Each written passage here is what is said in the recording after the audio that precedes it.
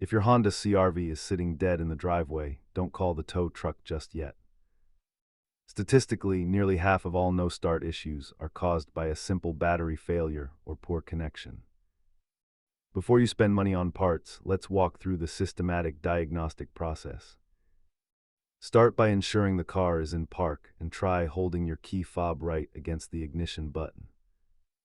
Listen closely when you turn the key. The sound the engine makes tells you exactly where to look.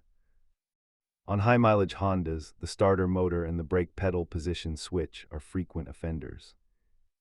Simple battery issues are easy DIY fixes, but mechanical failures often require a trip to the shop.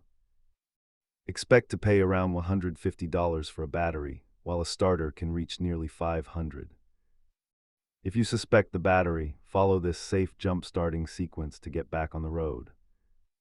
Keep a 10mm wrench and a portable jump pack in your trunk to avoid being stranded. Remember, cleaning your battery terminals once a year can prevent most of these no-start headaches. Check your battery connections today and subscribe for more straightforward automotive troubleshooting.